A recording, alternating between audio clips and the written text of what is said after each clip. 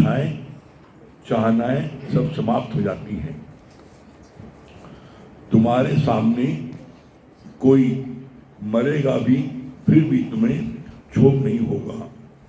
हर वक्त हंसी, हर वक्त खुशी। भक्त की इतनी जुड़न है कि प्रभु से कि वो मस्ती में, अर्थ में रहता है। यहां तक हुआ था। इसके आगे आज भगवान क्या बोल रहे हैं? ज्ञानी को किसी से भी कोई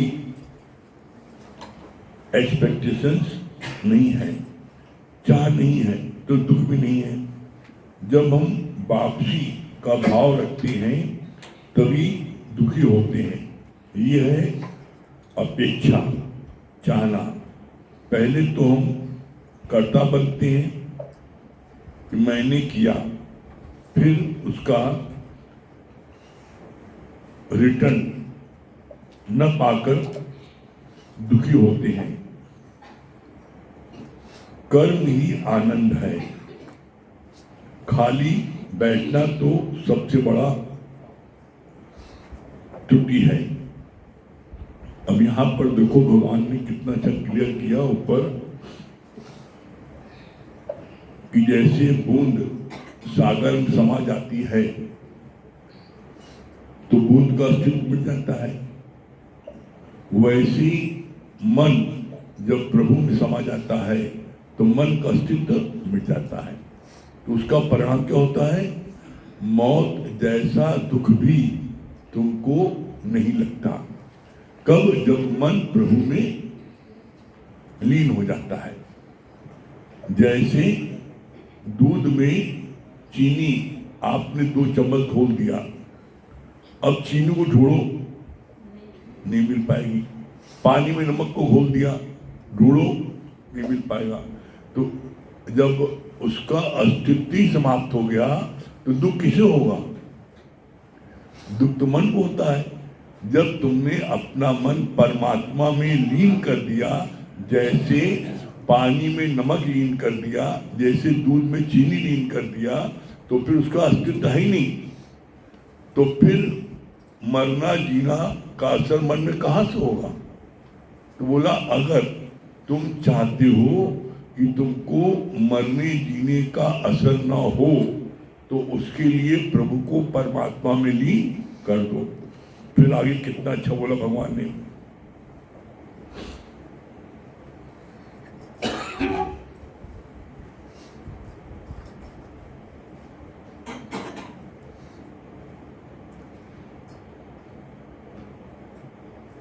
और इसके बाद परिणाम क्या होगा? इसका परिणाम होगा हर वक्त हंसी, हर वक्त खुशी। भक्त इतनी जुड़न है कि प्रभु से कि वो अपनी मस्ती में मस्त रहता है। ज्ञानी हर समय अपनी मस्ती मस्त क्यों रहता है? क्यों? क्योंकि जैसे दूध में चीनी घुल गई तो अब तुम मीठे दूध का स्वाद ले रहे हो और ताकत आ रही है। इसी तरीके से ज्ञानी जब अपने मन को परमात्मा में विलीन कर देता है तो फिर हर समय मस्ती में रहता है, फिर उसको कोई गम रहता नहीं। क्यों नहीं रहता? क्योंकि परमात्मा मन उसका लीन हो गया। फिर कितना अच्छा बोला भगवान ने, ज्ञानी को किसी से भी कोई एक्सपेक्टेशंस नहीं है। एक्सपेक्टेशन में चाहना। ज्ञानी कितना भी कुछ कर दे उसके बाद भी उसको सुनाने वाले से किसी प्रकार की कोई एक्सपेक्टेशन चाहना नहीं होती है। और जब चाहना नहीं होती है तो क्या होता है? चाह नहीं है तो दुख भी नहीं है। जब हम वापसी का भाव रखते हैं तभी दुखी होते हैं। हमें दुख कब होता है? हमें दुख कब होता है? जब हम अपने किए हुए अच्छे कर्म का फल चाहते हैं, रिटर्न चाहते हैं। और जितना चाहते हैं उतना नहीं मिलता है तो हमें दुख होता है। तो तुमने वापसी का भाव रखा क्यों? निष्काम कर्म तो है ही नहीं। अगर आपने कुछ भी कर्म करने के बाद वापसी का भाव रखा तो निष्काम है ही नहीं ना। निष्काम किसे बोलते हैं? गीता में जो तीसरा अध्याय आया है निष्काम कर्म, तो निष्काम कर्म क्यों आया है? इसलिए आया है निष्काम कर्म कि जिसमें कोई फल की इच्छा ना हो और कोई अहंकार भी ना हो। मैंने इसको ज्ञान दिया, अब इसको हमें ये खिलाना चाहिए, पिलाना चाहिए, देना चाहिए, लेना चाहिए।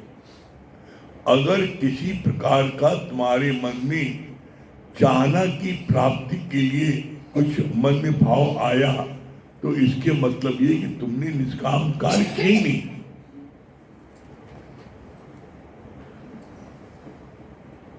तो कितना की पॉइंट बताया, अगर कोई चाहना नहीं है फल की तो कोई दुख भी नहीं ना। दुख है कब? जब हम चाहते हैं। अच्छा, और चाहना में उसकी चाहना ऐसी बढ़ती जाती है कि चाहना तुम्हारी कभी भी पूरी नहीं होगी। तुम चाहते हो कि हमको ये फला चीज दे, अब जितना चाहते हो उतनी क्वांटिटी मुझसे नहीं दिया तो तुम्हें दुख होगा। उतने दिन तक नहीं दिया तो दुख होगा। तो चाहना एक ऐसी बला है जो तुमको दुखी होने के लिए मजबूर कर देगी।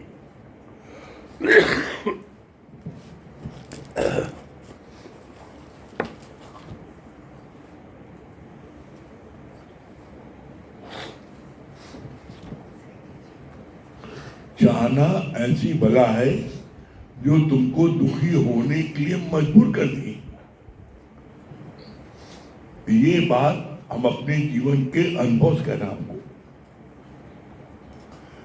किसी प्रकार की कोई चाहना, किसी प्रकार की कोई चाहना किसी से रखोगे दुनिया में तो तुम्हें दुख होगा। और चाहना होती कब है? और गहराई में, ज्ञान की और गहराई में जाओ, और गहराई में जाओ तो कब होती है? चाहना होती है जब हम जीव बनते हैं। हम जितनी देर तक गॉडहुड में रहते हैं, जितनी देर तक, जितने पल, उतने पल हमें किसी प्रकार की कोई चाहना नहीं होती। कैसे? और सरल शब्दों में गुरु ने बोला, क्या बोला? गॉडहुड क्या है? परमात्मा क्या है? परमात्मा है शक्ति। जैसे चुंबक एक शक्ति है। क्या चुंबक किसी कीले को कहती मेरे पास आओ, किसी लोहे को बोलती मेरे पास आओ, लेकिन जो लोहा उसके नजदीक आता है उसे चपक जाता है। किसी ने कहता नहीं चुंबक। करंट शक्ति है। परमात्मा किसे बोलते? शक्ति को, लाइट को। अब करंट है तो करंट कहता है कि हमरे में तुम रॉड लगाओ, टीवी लगाओ, फ्रिज लगाओ। तुम्हारी इच्छा कहीं रॉड लगवा देती है, टीवी लगवाती है, या फ्रिज लगवाती है। अपनी चाहना के अनुसार तुम उसमें उस करंट में वो चीज फिट कर देते हो। एकदम ठीक इसी प्रकार यहां पर है। जब तुम्हारे अंदर में कोई चाहना उत्पन्न होगी, जब तुम्हारे अंदर में कोई चाहना उत्पन्न होगी तो तुम उस समय कोई न कोई चीज पा जाओगे। हमें ये मिल जाए, हमें ये मिल जाए। तो ऐसे में भगवान ने बोला कि तुम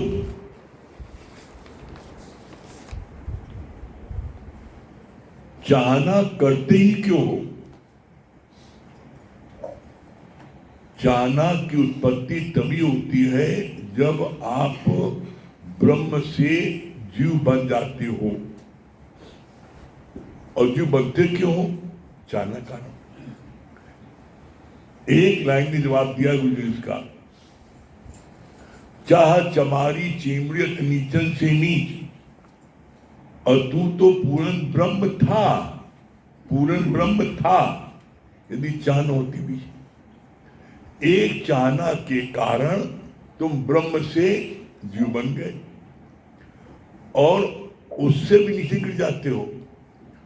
उस चाहना की पूर्ति के लिए जब तुम गलत साधन का उपयोग करते हो, किसी के साथ जबरदस्ती करते हो, फोर्सफुली कोई चीज कराते हो, करते हो, तो तुम जीव से बन गए हैवान, राक्षस। तुमको ब्रह्म से राक्षस हैवान बनाया किसने? अच्छा, अब फिर और बारीकी में आ जाओ, अपने मन से बात करो। अच्छा, मान लो चाहना पूरी हो गई, किसी प्रकार की दुनिया की कोई चाहना हो, दुनिया की कोई चाहना, चाहे आंख से देखने की, चाहे कान से सुनने की, चाहे मुख से खाने की, और चाहे स्पर्श की, और चाहे किसी प्रकार की कोई भी तुम्हारी चाहना है, तुमने पूर्ति कर ली, तो अपने मन में विचार दो उसकी खुशी कितनी देर है? 2 घड़ी। दुनिया की कोई चाहना की पूर्ति होने पर 2 घड़ी सुख है बस। उस 2 घड़ी के सुख के खातिर तुम ब्रह्म से राक्षस बन गए। ये बात पता न होने के कारण भगवान होते हुए व्यक्ति राक्षस और हैवान बन जाता है।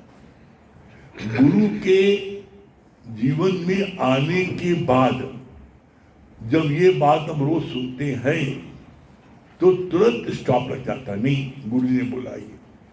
तो ऐसे में यदि आप गुरु के वचन पर थोड़ा सा भी ध्यान दोगे, थोड़ा सा भी ध्यान दोगे, तो तुम्हारा ये जो ब्रह्म से जीव बनना है ये ऑटोमेटिक रुक जाएगा। मन में ये भावना रखो, परमानेंट हैप्पीनेस। हम कौन सा कार्य करें कि हमें परमानेंट हैप्पीनेस मिल जाए? कैसी? जो सुख आए फिर नहीं जाए उसका करो विचार, देखा पागल सब संसार, सुख सुख सुख करता जाए। आदमी 3 सुखों में अपना जीवन बर्बाद कर देता है। पहला सुख, इंसान क्या सोचता है? धन कमा ले, खूब धन हो जाएगा तो सुख मिल जाएगा, धन सुख है। दूसरा सुख सोचता है पत्नी में है, शादी ब्याह कर ले बड़ा सुख मिलेगा। तीसरा सुख सोचता है खूब बड़ी कोठी बंगला हो जाए तो आराम से रहेंगे, इसमें सुख है। और तीनों सुख जिसको प्राप्त है उससे पूछो जा करके। जिसने ज्ञान नहीं लिया वो रात भर सोता नहीं ना, रात भर छत पर घूमता रहता है। तो गुरु ने क्या बोला? जो सुख आए फिर नहीं जाए उसका करो विचार, उसका विचार करो। वो सुख कौन सा है? वो सुख है गुरु का संग, वो सुख है गुरु की वाणी, वो सुख है सत्संग। तो अब अपने में जांचो कि तुम गुरु का साथ कितनी देर करते हो, कितनी देर गुरु संग रहते हो, कितनी देर सत्संग में रहते हो, कितनी देर वाणी सुनते हो। अपने आप देख लो। जो चीज से तुम्हारी उन्नत होनी है उस चीज को का समय बढ़ाते जाओ। जिस चीज से तुम्हारी उन्नत होती है उस चीज में ऑटोमेटिक समय घटता जाएगा। घटाने की कोशिश नहीं करो। कोई व्यक्ति दुनिया में कोई चीज खोना नहीं चाहता। तो तुम जो सुख ले रहे हो, जो मौज मस्ती कर रहे हो, तुम करते रहो, लेकिन तुम सत्संग का समय बढ़ाते जाओ, गुरु का साथ संग बढ़ाते जाओ। तुम जो है आपकी जो है गुरु की वाणी को ज़्यादा सुनो, ये करते जाओगे, उधर ऑटोमेटिक उधर कम होता जाएगा। तुम इधर बढ़ते जाओ, घटने की नहीं सोचो, बस तुम इधर बढ़ते जाओ, इधर बढ़ते जाओ, उधर ऑटोमेटिक कम होता जाएगा और एक दिन टोटल दुनिया का धंधा खत्म हो जाएगा। फिर आप 24 घंटे, फिर आपके लिए क्या होगा, घड़ी विष्णु राम को तो ब्रह्म हत्या में हो। फिर हर समय भगवान का जब भगवान का सुमरन, भगवान की वाणी का स्मरण है, हर समय पी की पचर में या पी के पचार में। ऐसा आप करोगे तो आपको बहुत ही शीघ्र मंजिल प्राप्त हो जाएगी। अभी आपको ऊपर है, करोगे?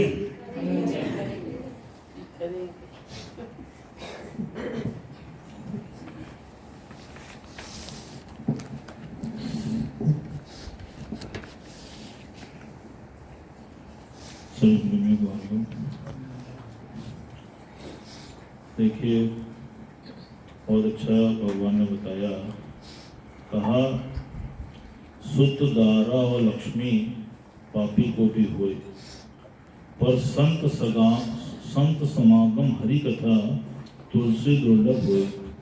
तो जो आपका मन ये ज्ञान में लग रहा है, आप सत्संग की ओर आकर्षित हो रहे हैं, गुरु की वाणी अच्छी लग रही है, ये साइन है कि परमात्मा की कृपा आपके ऊपर हो गई।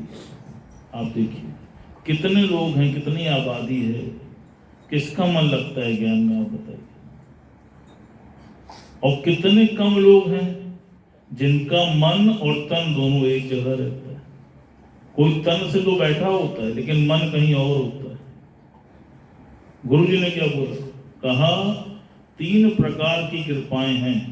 पहली परमात्मा की, कि उसने तुम्हारे ऊपर कृपा कर दी, तुमको सद्बुद्धि दे दी और तुम्हारा मन इधर आकर्षित हो गया। बिना उसकी कृपा के किसी का भी मन इधर आकर्षित नहीं हो सकता। फिर दूसरी कृपा सच्चा सतगुरु की। कितने लोग ऐसे हैं खुद ही भटक रहे हैं मार्ग दिखाने वाले। आज आप देख लो, आपको जीवन में सच्चा सतगुरु मिल गया, ये आपके अंतर मन ने आपसे कह दिया। किसी दूसरे से सर्टिफिकेट लेने की जरूरत नहीं है। आपकी अंतर आत्मा ने इस बात को स्वीकार कर लिया कि हमको सच्चे सतगुरु की शरण मिल गई। तभी जीवन में आज शांति है, संतोष है, प्रफुल्लता है। आज आप देखो, तीसरी कृपा सिर्फ आपकी अपनी है कि चुपचाप बिना किसी की सुने अपने तन को यहां लाकर रखो। आज आप देखो, लेकिन सुनने के बाद भी फिर मन कहीं ना कहीं अटक जाता है। और अटकता कहाँ है? मैं और मेरे वालों। आज आप देखो, और जिनके साथ अटक रहा है, समय आने पर सबसे पहले उन्हीं से धोखा मिलता है। जैसे भगवान ने बोला, को काहू का नाही प्रीतम, जान लो मन माही। सब कुछ अंदर से जानना है, किसी से कहना नहीं है। आप देखो कितना सुंदर भगवान बोले। कहा एक बार एक राजा और रानी दोनों जंगल को गए और वहां पर रानी ने एक हिरन को देखा। जब हिरन को देखा तो रानी का मन उस हिरन पे आ गया। उसने राजा से बोला कि मुझको इस हिरन की छाल चाहिए, इसको मार के इसकी छाल लेके आओ। अब रानी की इच्छा की पूर्ति के लिए राजा हिरन के पीछे भागा और उसने उसको बाण मारा। बाण तो लगा, लेकिन बाण लगने के बाद भी वो हिरन जंगल में कहीं जा छुपा। बहुत देर तक पुरुषार्थ करने के बाद जब हिरन राजा को नहीं मिला तो वो वापस रानी के पास आ पहुंचा और बोला कि मैंने बाण तो मारा था पर वो कहीं जंगल में जा छुपा। रानी भी जिद्दी थी, कहा नहीं, कुछ भी हो जाए मुझको उस हिरन की छाल चाहिए। फिर जाके ढूंढ के, अब चूंकि रानी हट करने लगी तो राजा जो है वो पुनः वापस जंगल में गया। कुछ दूर गया ही था, तभी उसको खून के धब्बों का निशान दिखाई पड़ा। अब वो उस निशान के सहारे सहारे एक गुफा में जा पहुंचा, और जब अंदर गुफा के पहुंचा तो वहां पर देखा कि वो अधमरा हिरन लेटा हुआ। अब हिरन देख के राजा को हैरान कि यहां ये कैसे आ पहुंचा। तो हिरन ने राजा से बोला कि तुम मुझे निश्चित मार देना, लेकिन मेरे एक प्रश्न का पहले जवाब दे देना। कहा बोलूं? कहा सच सच बताना कि इस गुफा तक तुम कैसे आ पहुंचे। तो उसने क्या बोला? उसने कहा कि तुम्हारे खून के निशान को देखते देखते मैं तुम तक आ पहुंचा। तो कितना सुंदर उत्तर दिया उसने कहा कि राजन, तुम ये सोचो कि जब मेरा अपना खून मेरा वफादार नहीं हुआ, मुझको पकड़वा दिया, तो तुम जिसके लिए आज मुझको मारने आए हो, क्या वो कल तुम्हारे लिए वफादार होगा? आज आप देखो, उसकी आंख खुल गई। आज आप देखो, जो कोई भी दुनिया में जो ज्ञान से नहीं जुड़ा है, निष्काम से नहीं जुड़ा है, सेवा से नहीं जुड़ा है, आप देख लो, बहुत संपदा कमाई, बहुत प्रॉपर्टी बनाई, बहुत बच्चों को खिलाया, आज उनकी दुर्गति जाके कोई पूछने वाला नहीं है। वो चार आंसू रो रहे हैं। क्यों रो रहे हैं? क्यों? क्योंकि उन्होंने जीवन में सही रमज से कार्य नहीं किया। आसक्ति में आकर, मोह में आकर केवल बच्चों को ही सब कुछ समर्पित कर दिया। जब तुमने जीवन में निष्काम नहीं किया, किसी का आंसू नहीं पूछा, किसी के दुख में नहीं शामिल हुए, हमेशा स्वार्थ का व्यवहार रखा, तो तुम बताओ कि तुम्हारी बुढ़ापे में, तुम्हारी मरणासन स्थिति में कौन तुम्हारे पास आएगा? आ जाओ। इसीलिए भगवान ने गीता में निष्काम कर्म योग के बारे में लिखा है। आज आप देखो, जिस किसी को भी आप निष्काम कार्य करने जाते हो, ज्ञान सुना के आते हो, आज आप देखो वो कितना प्रसन्न चित्त हो जाता है। 2 दिन उसको दिखाई नहीं पड़ते हो तो वो तुम्हारे घर तक ढूंढते ढूंढते आ जाता है। भैया क्या बात है, आप बताओ। और वही बच्चे जिनको जीवन भर तुमने जिनके लिए चोरी भी की, ठगी भी की, बेईमानी भी की, लेकिन उसके बाद वो अंत वेले में साथ छोड़ जाता है। और फिर क्या होता है?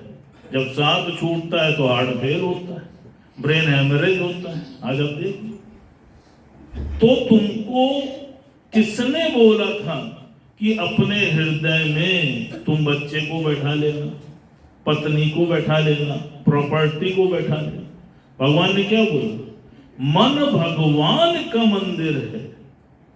मन को बोला है कि यहां पर परमात्मा को बैठाना था, और तुमने बैठा किसको लिया? जिसको बैठा लिया उसी के मुताबिक जीवन में तुमने समस्या को पाल लिया। आज आप देखो, कोई पत्नी के प्रति पागल है तो देखो 100 जूता खाए, तमाशा घुसकर देखन जाए, रोज डांट खा रहा है बेचारा। किसी ने बच्चे को बैठा लिया, आप देखो, मोह के कारण इतनी बड़ी महाभारत हो गई। धृतराष्ट्र मोह के कारण ही तो नहीं बोल पाया।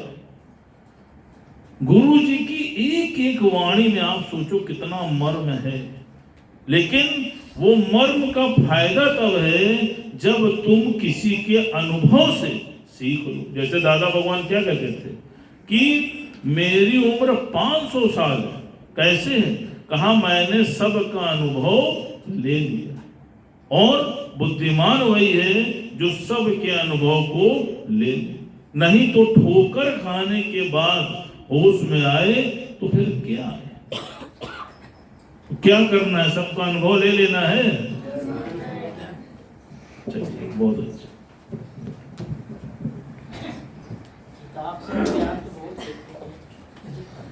किरण जी बहुत मुस्कुरा रही हैं, सबसे तगड़ा अनुभव लग रहा है लेके आए।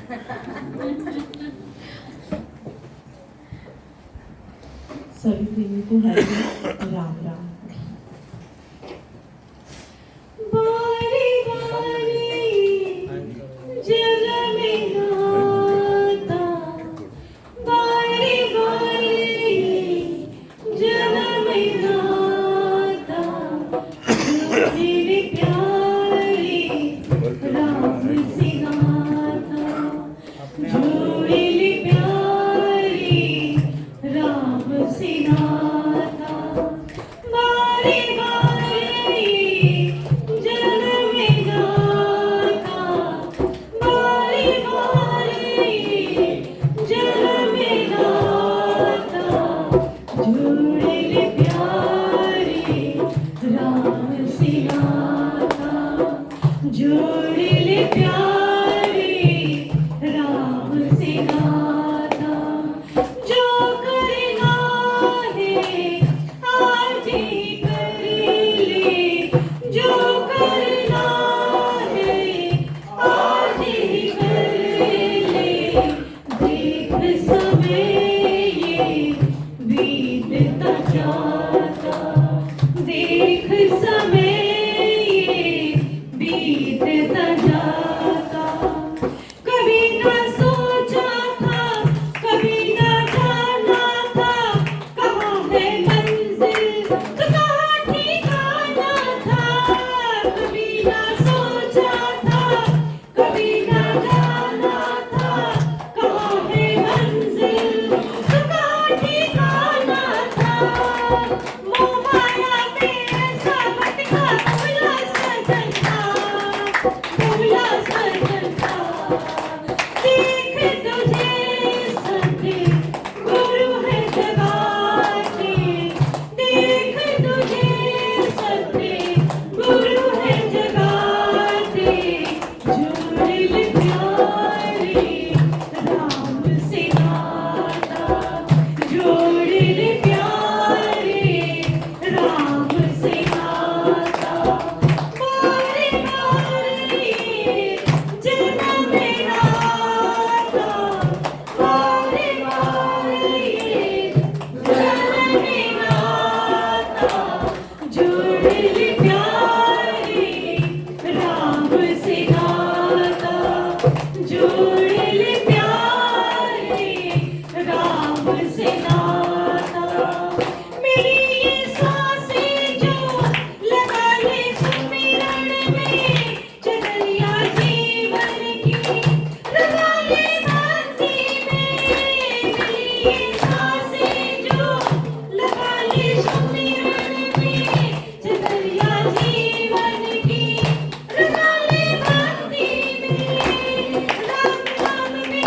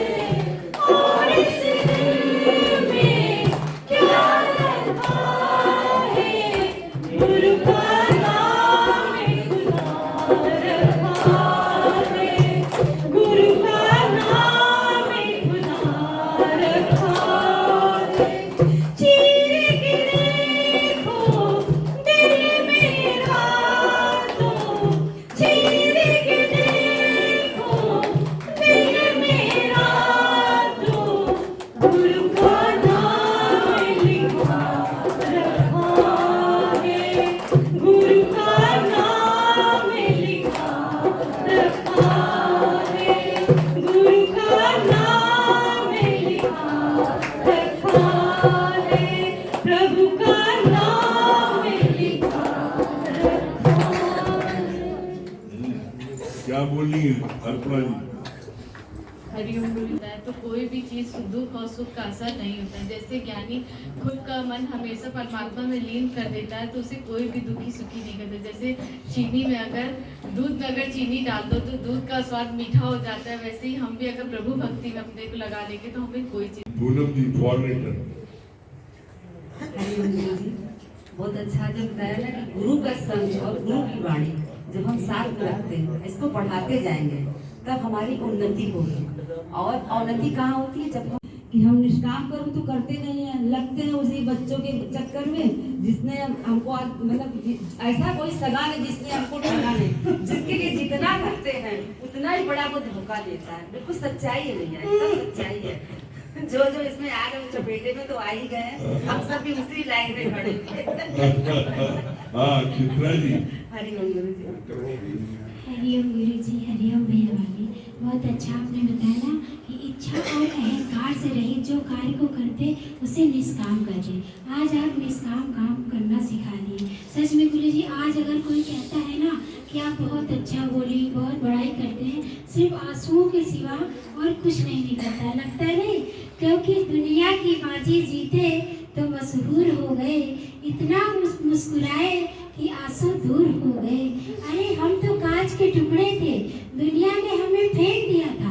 गुरु से मिले तो कोहिनूर हो गए, गुरु से मिले तो कोहिनूर हो गए। ये भी बहुत अच्छा लगा था ना गुरु जी, जब अपना खून ही साथ नहीं देता हम किसी से क्या अपेक्षा करें। हरिओम हरिओम गुरु जी, हरिओम भैया भाभी, बहुत अच्छा आपने बताया ना, घरे जे विष्णु राम हो तो ब्रह्म हत्या हो। और दूसरी बात भैया बहुत अच्छा बताया, इतनी अच्छी बात बताई, जो अपना खून ही अपना हो सकता, इससे ज्यादा क्या। क्या बोल रहे हैं? अर्पणा जी के सुपुत्र कार्तिक भैया। हरिओम गुरु जी, हम बात बोल रही थी, चाह चमारी चिंदी अति नीचत से नीच तू तो पूरन ब्रह्म था, अगर चाह ना होती थी। अगर हम चाह रखेंगे तो जैसे आपने बताया ना कि चाहना से सुख जो मिलता है वह सिर्फ 2 घड़ी का होता है, परंतु वह जो हमें ब्रह्म से मिलता है वो राक्षस बना देता है। क्या मतलब भगवान को बैठाना ना बच्चों को। अरे वाह, सच बात है कि हम ब्रह्म स्वरूप थे, मगर एक चाइना की वजह से ही ब्रह्म से जीव बन गए, मगर अब फिर ब्रह्म बन गए। हरिओम गुरु जी, जितना गुरु के ज्ञान में ज्यादा समय देंगे उतना ही मन इधर उधर नहीं बैठेगा। और जैसे कि भजन में भी बोला गया कि गुरु का नाम खुदा रखा गया, श्रीनाथ जी तो देखिए गुरु ही मिलेगा। संजय भैया ये तो चैलेंज कर दिया। हनुमान जी आ गए। इसीलिए तो 8 नंबर पर बैठे। हरिओम गुरु, ये बात तो अच्छी लगी कि जिस तरीके से दूध में चीनी घुल जाती है तो पता नहीं चलता, उसी तरीके परमात्मा से मिला करके एक करें तो दुनिया के संसार का दुख सुख आपको बहाएगा। ये बात अच्छी। विश्वकर्मा जी नंबर 1। बहुत अच्छा बताया कि कोई कुछ छोड़ना नहीं चाहता है, लेकिन हम गुरु प्रेम में जब आगे बढ़ते जाएंगे सब अपने आप छोड़ जाएगा, हमें छोड़ना नहीं पड़ेगा। होते हैं जब हम कोई भी अच्छा कर्म करते हैं और उसकी अपेक्षा करते हैं कि हमको इसका फल मिलना है। सुशील भैया। हम ज्ञान सुनते हैं, अपने मन से बात भी करते रहते हैं, सब कुछ अंदर को अच्छा चलता रहता है। जब जुगाली करके निकालने की बारी आती है तो कहा इतना डर लगने लगता है। हरिओम गुरु जी, राम से नाता लगा ले, गुरु रोज कहता है, नहीं तो 84 के चक्कर में फंसेगा। और लोग डाटा भी भरवाते हैं तो 84 दिन का। बहुत अच्छी बात लगी, घड़ी जो विष्णु राम को तो ब्रह्म हत्या हुए हुए, ये बात बहुत अच्छी लगी।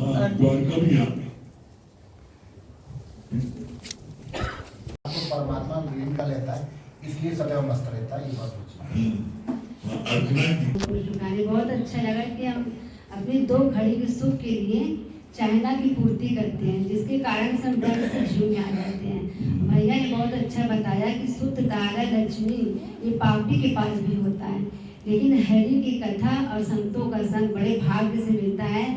आज हम अपने भाग्य को सहराते हैं कि हमको सच्चे सत्य का शरण भी मिला और नित्य हरि की कथा भी सुनने को मिलता है। बहुत अच्छा। दुर्गी क्या बोल रही है? गुरुजी बात बहुत अच्छी लगी ना कि कोई भी सुख आता है तो सिर्फ 2 घड़ी का ही होता है, लेकिन हमें परमानेंट सुख सत्संग में ही मिलता है। ये बात बहुत अच्छी लगी गुरुजी। हाँ, आरती मंडल क्या बता रहा है? जी गुरुजी अच्छा लगी। तो सुख आदमी ने कहा उसका बहुत सारा देखा है सत्संग सुख सुख करता जाए, सुख दुख के रूप में गुरु चरण में और गुरु का और कहीं का नहीं है। आगे भैया ने कितना अच्छा भी भैया ने बताया थे, कोई गाँव का ना ही कितना जान का मन माने। जी बात अमन भैया जी गुरुजी मुझे ये बात बहुत अच्छी लगी कि सच बात है, हमें किसी भी चीज की चाहना नहीं रखनी चाहिए। अगर हम चाहना रखेंगे तो हम दुखी होते हैं। ये बात बहुत अच्छी लगी। चलिए ओम का जाप कर ले।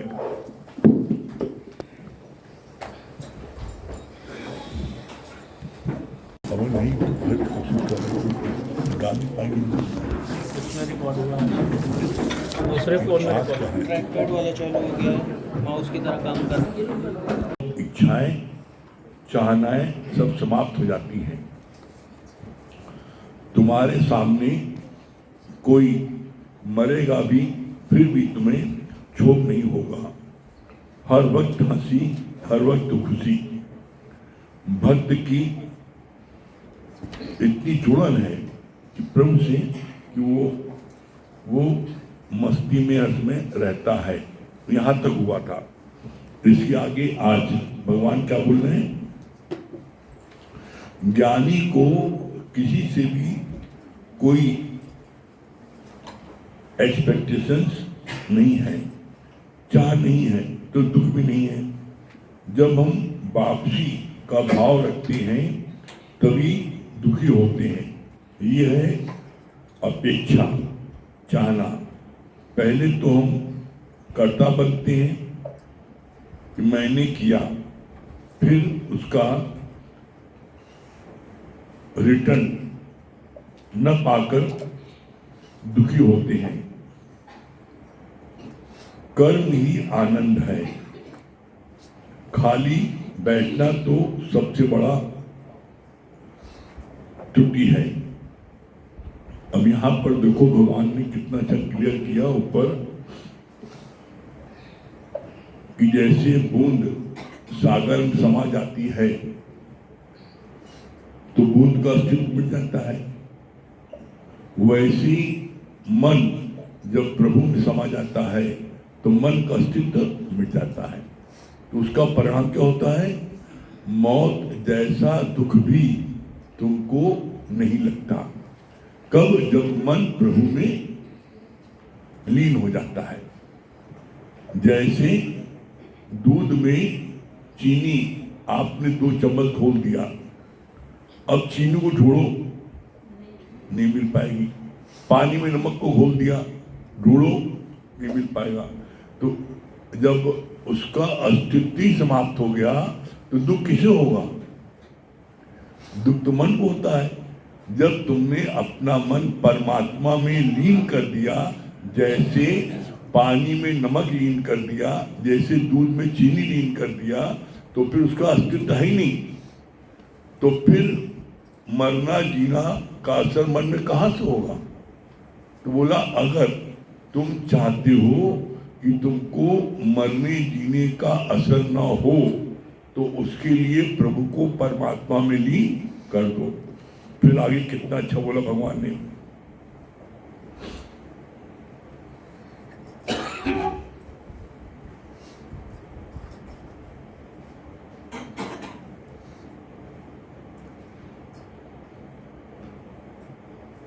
और इसके बाद परिणाम क्या होगा? इसका परिणाम होगा हर वक्त हंसी, हर वक्त खुशी। भक्त इतनी जुड़न है कि प्रभु से कि वो अपनी मस्ती में मस्त रहता है। ज्ञानी हर समय अपनी मस्ती मस्त क्यों रहता है? क्यों? क्योंकि जैसे दूध में चीनी घुल गई तो अब तुम मीठे दूध का स्वाद ले रहे हो और ताकत आ रही है। इसी तरीके से ज्ञानी जब अपने मन को परमात्मा में विलीन कर देता है तो फिर हर समय मस्ती में रहता है, फिर उसको कोई गम रहता नहीं। क्यों नहीं रहता? क्योंकि परमात्मा मन उसका लीन हो गया। फिर कितना अच्छा बोला भगवान ने, ज्ञानी को किसी से भी कोई एक्सपेक्टेशन नहीं है। एक्सपेक्टेशन में चाहना, ज्ञानी कितना भी कुछ कर दे उसके बाद भी उसको सुनाने वाले से किसी प्रकार की कोई एक्सपेक्टेशन चाहना नहीं होती है। और जब चाहना नहीं होती है तो क्या होता है? चाह नहीं है तो दुख भी नहीं है। जब हम वापसी का भाव रखते हैं तभी दुखी होते हैं। हमें दुख कब होता है? हमें दुख कब होता है? जब हम अपने किए हुए अच्छे कर्म का फल चाहते हैं, रिटर्न चाहते हैं, और जितना चाहते हैं उतना नहीं मिलता है तो हमें दुख होता है। तो तुमने वापसी का भाव रखा क्यों? निष्काम कर्म तो है ही नहीं। अगर आपने कुछ भी कर्म करने के बाद वापसी का भाव रखा तो निष्काम है ही नहीं ना। निष्काम किसे बोलते हैं? गीता में जो 3रा अध्याय आया है निष्काम कर्म, तो निष्काम कर्म क्यों आया है? इसलिए आया है निष्काम कर्म कि जिसमें कोई फल की इच्छा ना हो और कोई अहंकार भी ना हो। मैंने इसको ज्ञान दिया, अब इसको हमें ये खिलाना चाहिए, पिलाना चाहिए, देना चाहिए, लेना चाहिए। अगर किसी प्रकार का तुम्हारे मन में चाहना की प्राप्ति के लिए कुछ मन में भाव आया तो इसके मतलब ये कि तुमने निष्काम कार्य किया ही नहीं।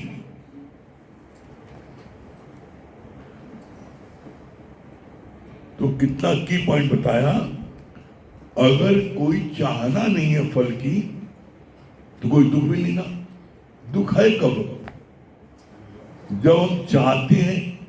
अच्छा, और चाहना में उसकी चाहना ऐसी बढ़ती आती है कि चाहना तुम्हारी कभी भी पूरी नहीं होगी। तुम चाहते हो कि हमको ये फला चीज दे, अब जितना चाहते हो उतनी क्वांटिटी मुझसे नहीं दिया तो तुम्हें दुख होगा। उतने दिन तक नहीं दिया तो दुख होगा। तो चाहना एक ऐसी बला है जो तुमको दुखी होने के लिए मजबूर कर देगी।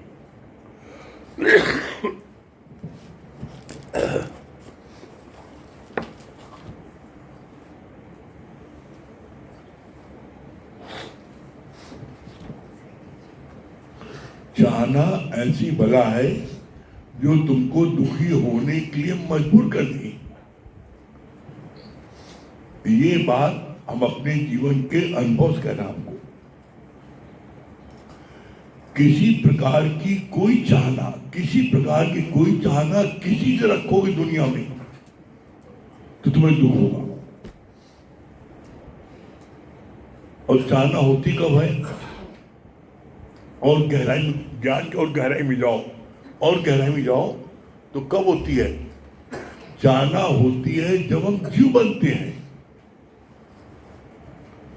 हम जितनी देर तक गॉडहुड में रहते हैं, जितनी देर तक, जितने पल, उतने पल हमें किसी प्रकार की कोई चाहना नहीं होती। कैसे? और सरल शब्दों में गुरु ने बोला, क्या बोला? गॉडहुड क्या है? परमात्मा क्या है? परमात्मा है शक्ति। जैसे चुंबक एक शक्ति है। क्या चुंबक किसी कीले को कहती मेरे पास आओ, किसी लोहे बोलती मेरे पास आओ? लेकिन जो लोहा उसके नजदीक आता है उसे चिपक जाता है। किसी से कहता नहीं चुंबक।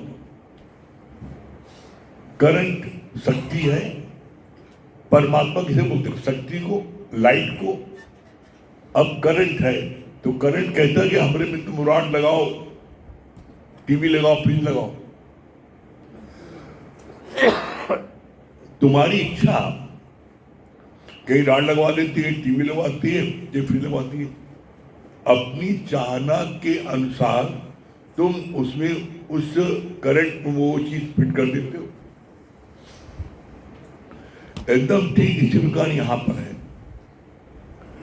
जब तुम्हारे अंदर में कोई चाहना उत्पन्न होगी, जब तुम्हारे अंदर में कोई चाहना उत्पन्न होगी, तो तुम उस समय कोई न कोई चीज पा पाओगे।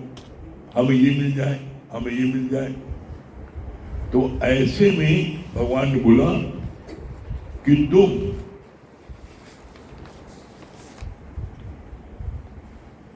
चाहना करते ही क्यों हो? चाहना की उत्पत्ति तभी होती है जब आप ब्रह्म से जीव बन जाते हो। और जीव बनते क्यों हो? चाहना कारण। एक लाइन ने जवाब दिया गुरु इसका, चाह चमारी चेमड़ियत नीचन से नीच, और तू तो पूर्ण ब्रह्म था, पूर्ण ब्रह्म था। यदि चाहना होती भी, एक चाहना के कारण तुम ब्रह्म से जीव बन गए और उससे भी नीचे गिर जाते हो। उस चाहना की पूर्ति के लिए जब तुम गलत साधन का उपयोग करते हो, किसी के साथ जबरदस्ती करते हो, फोर्सफुली कोई चीज कराते हो, करते हो, तो तुम जीव से बन गए हैवान, राक्षस। तुमको ब्रह्म से राक्षस हैवान बनाया किसने? अच्छा, अब फिर और बारीकी में आ जाओ, अपने मन से बात करो। अच्छा, मान लो चाहना पूरी हो गई, किसी प्रकार की दुनिया की कोई चाहना हो, दुनिया की कोई चाहना, चाहे आंख से देखने की, चाहे कान से सुनने की, चाहे मुख से खाने की, और चाहे स्पर्श की, और चाहे किसी प्रकार की कोई भी तुम्हारी चाहना है, तुमने पूर्ति कर ली, तो अपने मन में विचार दो, उसकी खुशी कितनी देर है? 2 घड़ी। दुनिया की कोई चाहना की पूर्ति होने पर 2 घड़ी सुख है बस। उस 2 घड़ी के सुख के खातिर तुम ब्रह्म से राक्षस बन गए। ये बात पता न होने के कारण भगवान होते हुए व्यक्ति राक्षस और हैवान बन जाता है। गुरु के जीवन में आने के बाद जब ये बात हम रोज सुनते हैं तो तुरंत स्टॉप लग जाता है, नहीं गुरु ने बोला ये। तो ऐसे में यदि आप गुरु के वचन पर थोड़ा सा भी ध्यान दोगे, थोड़ा सा भी ध्यान दोगे, तो तुम्हारा ये जो ब्रह्म से जीव बनना है ये ऑटोमेटिक रुक जाएगा। मन में ये भावना रखो, परमानेंट हैप्पीनेस। हम कौन सा कार्य करें कि हमें परमानेंट हैप्पीनेस मिल जाए? कैसी? जो सुख आए फिर नहीं जाए उसका करो विचार, देखा पागल सब संसार, सुख सुख सुख करता जाए। आदमी 3 सुखों में अपना जीवन बर्बाद कर देता है। पहला सुख, इंसान क्या सोचता है? धन कमा ले, खूब धन हो जाएगा तो सुख मिल जाएगा, धन सुख है। दूसरा सुख सोचता है पत्नी में है, शादी ब्याह कर ले बड़ा सुख मिलेगा। तीसरा सुख सोचता है खूब बड़ी कोठी बंगला हो जाए तो आराम से रहेंगे, इसमें सुख है। और तीनों सुख जिसको प्राप्त है उससे पूछो जा करके।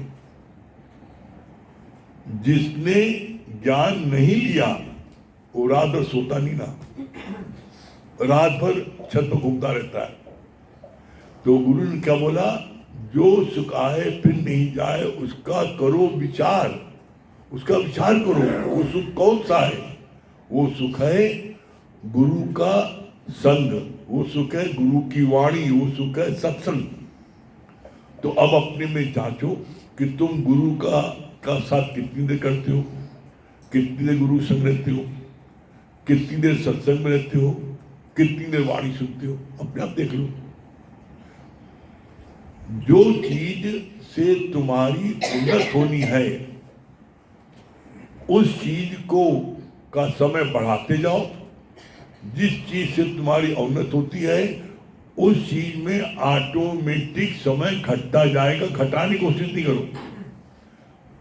कोई व्यक्ति दुनिया में कोई चीज खोना नहीं चाहता। तो तुम जो सुख ले रहे हो, जो मौज मस्ती कर रहे हो, तुम करते रहो, लेकिन तुम सत्संग का समय बढ़ाते जाओ, गुरु का साथ संग बढ़ाते जाओ। तुम जो है आपकी जो है गुरु की वाणी को ज्यादा सुनो, ये करते जाओगे, उधर ऑटोमेटिक उधर कम होता जाएगा। तुम इधर बढ़ते जाओ, घटने नहीं सोचो, बस तुम इधर बढ़ते जाओ, इधर बढ़ते जाओ, उधर ऑटोमेटिक कम होता जाएगा और एक दिन टोटल दुनिया का धंधा खत्म हो जाएगा।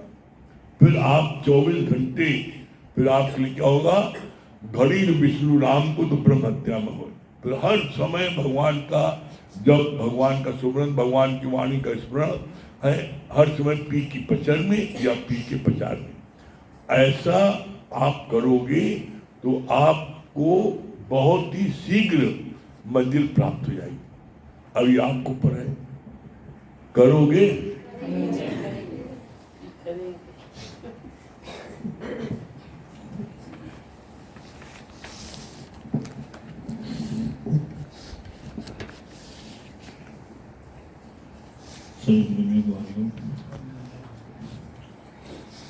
देखिए, बहुत अच्छा भगवान ने बताया, कहा सुत दारा और लक्ष्मी पापी कोटि हुए, पर संत समागम हरि कथा तुलसी दुर्लभ हुए। तो जो आपका मन ये ज्ञान में लग रहा है, आप सत्संग की ओर आकर्षित हो रहे हैं, गुरु की वाणी अच्छी लग रही है, ये साइन है कि परमात्मा की कृपा आपके ऊपर हो गई। आप देखिए कितने लोग हैं, कितनी आबादी है, किसका मन लगता है ज्ञान में, आप बताइए। और कितने कम लोग हैं जिनका मन और तन दोनों एक जगह रहता है। कोई तन से तो बैठा होता है लेकिन मन कहीं और होता है। गुरु जी ने क्या बोला, कहा 3 प्रकार की कृपाएं हैं। पहली परमात्मा की, कि उसने तुम्हारे ऊपर कृपा कर दी, तुमको सद्बुद्धि दे दी और तुम्हारा मन इधर आकर्षित हो गया। बिना उसकी कृपा के किसी का भी मन इधर आकर्षित नहीं हो सकता। फिर दूसरी कृपा सच्चा सतगुरु की। कितने लोग ऐसे हैं खुद ही भटक रहे हैं मार्ग दिखाने वाले। आज आप देख लीजिए, आपको जीवन में सच्चा सतगुरु मिल गया, ये आपके अंतर मन ने आपसे कह दिया। किसी दूसरे से सर्टिफिकेट लेने की जरूरत नहीं है।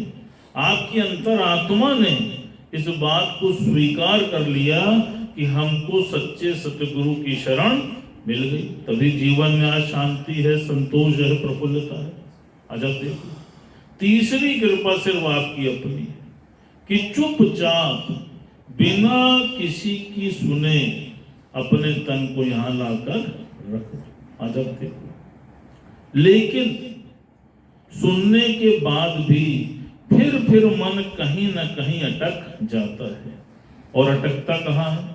मैं और मेरे वालों। आज आप देखो, और जिनके साथ अटक रहा है, समय आने पर सबसे पहले उन्हीं से धोखा मिलता है। जैसे भगवान ने बोला, को काहू का नाही प्रीतम, जान लो मन माही। सब कुछ अंदर से जानना है, किसी से कहना नहीं है। आप देखो कितना सुंदर भगवान बोले, कहा एक बार एक राजा और रानी दोनों जंगल को गए और वहां पर रानी ने एक हिरन को देखा। जब हिरन को देखा तो रानी का मन उस हिरन पे आ गया। उसने राजा से बोला कि मुझको इस हिरन की छाल चाहिए, इसको मार के इसकी छाल लेके आओ। अब रानी की इच्छा की पूर्ति के लिए राजा हिरन के पीछे भागा और उसने उसको बाण मारा। बाण तो लगा, लेकिन बाण लगने के बाद भी वो हिरन जंगल में कहीं जा छुपा। बहुत देर तक पुरुषार्थ करने के बाद जब हिरन राजा को नहीं मिला तो वो वापस रानी के पास आ पहुंचा और बोला कि मैंने बाण तो मारा था पर वो कहीं जंगल में जा छुपा। रानी भी जिद्दी थी, कहा नहीं, कुछ भी हो जाए मुझको उस हिरन की छाल चाहिए, फिर जाके ढूंढ के। अब चूंकि रानी हट करने लगी तो राजा जो है वो पुनः वापस जंगल में गया। कुछ दूर गया ही था तभी उसको खून के धब्बों का निशान दिखाई पड़ा। अब वो उस निशान के सहारे सहारे एक गुफा में जा पहुंचा और जब अंदर गुफा के पहुंचा तो वहां पर देखा कि वो अधमरा हिरन लेटा हुआ। अब हिरन देख के राजा को हैरान कि यहां ये कैसे आ पहुंचा। तो हिरन ने राजा से बोला कि तुम मुझे निश्चित मार देना, लेकिन मेरे एक प्रश्न का पहले जवाब दे देना। कहा बोलूं? कहा सच सच बताना कि इस गुफा तक तुम कैसे आ पहुंचे। तो उसने क्या बोला? उसने कहा कि तुम्हारे खून के निशान को देखते देखते मैं तुम तक आ पहुंचा।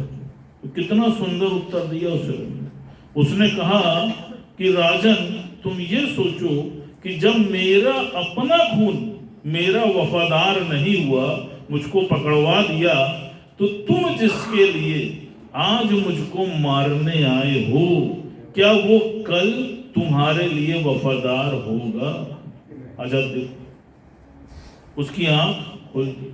आज आप देखो, जो कोई भी दुनिया में जो ज्ञान से नहीं जुड़ा है, निष्काम से नहीं जुड़ा है, सेवा से नहीं जुड़ा है, आप देख लो, बहुत संपदा कमाई, बहुत प्रॉपर्टी बनाई, बहुत बच्चों को खिलाया, आज उनकी दुर्गति जाके कोई पूछने वाला नहीं है। वो चार आंसू रो रहे हैं। क्यों रो रहे हैं? क्यों? क्योंकि उन्होंने जीवन में सही रमज से कार्य नहीं किया। आसक्ति में आकर, मोह में आकर केवल बच्चों को ही सब कुछ समर्पित कर दिया। जब तुमने जीवन में निष्काम नहीं किया, किसी का आंसू नहीं पूछा, किसी के दुख में नहीं शामिल हुए, हमेशा स्वार्थ का व्यवहार रखा, तो तुम बताओ कि तुम्हारी बुढ़ापे में, तुम्हारी मरणासन स्थिति में कौन तुम्हारे पास आएगा? आ जाओ। इसीलिए भगवान ने गीता में निष्काम कर्म योग के बारे में लिखा है। आज आप देखो, जिस किसी को भी आप निष्काम कार्य करने जाते हो, ज्ञान सुना के आते हो, आज आप देखो वो कितना प्रसन्न चित्त हो जाता है। 2 दिन उसको दिखाई नहीं पड़ते हो तो वो तुम्हारे घर तक ढूंढते ढूंढते आ जाता है। भैया क्या बात है, आप बताओ। और वही बच्चे जिनको जीवन भर तुमने जिनके लिए चोरी भी की, ठगी भी की, बेईमानी भी की, लेकिन उसके बाद वो अंत वेले में साथ छोड़ जाता है। और फिर क्या होता है?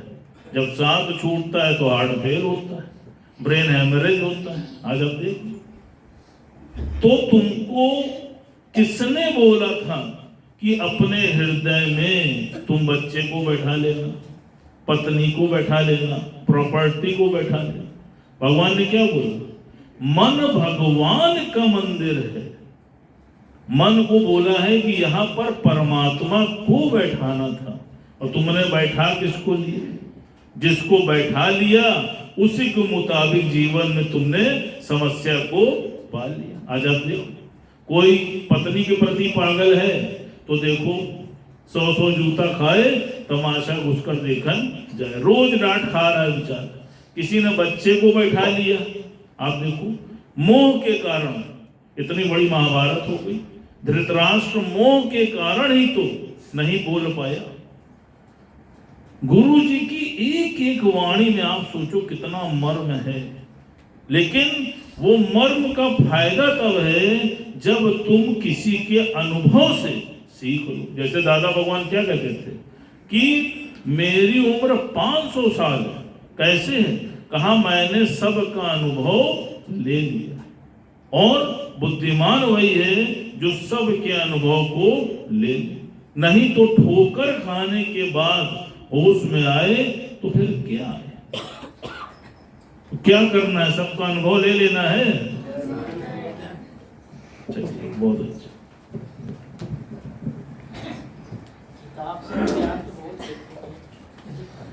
किरण जी बहुत मुस्कुरा रही हैं, सबसे तगड़ा अनुभव लग रहा है लेके आए।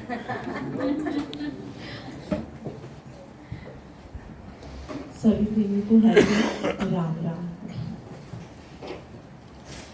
बारी बारी जन्म नाता, बारी बारी जन्म नाता, दिल प्यारी राम से नाता, जोड़ी प्यारी राम से नाता, बारी बारी जन्म नाता, बारी बारी जन्म नाता, जोड़ी प्यारी राम से नाता, जोड़ी प्यारी राम से नाता, जो करना है आज ही कर ले, जो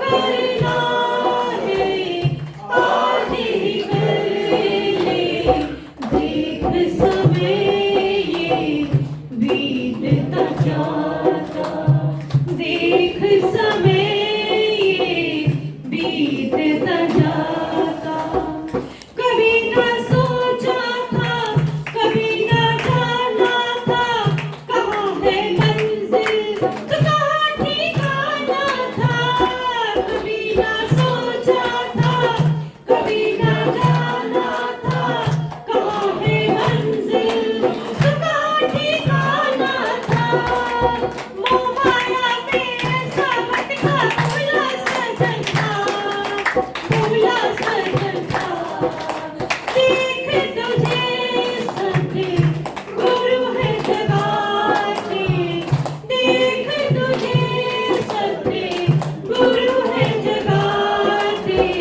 जोड़ प्यारे राम से नाता, जोड़ प्यारे राम से नाता, बारी बारी जन्म नाता, बारी बारी जन्म नाता, जोड़ प्यारे राम से नाता, जोड़ प्यारे राम से नाता, मेरी ये सांसें जो लगा ले सुमिरन में, चढ़िया जीवन की लगा ले बाजी में, मेरी ये सांसें जो लगा ले सुमिरन में, चढ़िया जीवन की लगा ले बाजी में, राम नाम बिन और कोई जीवन का था, जीवन का था, अंतिम काल तुझे साथ न जाता, अंतिम काल तुझे साथ न जाता, जोड़ प्यारे राम से नाता, जोड़ प्यारे राम से नाता, बारी बारी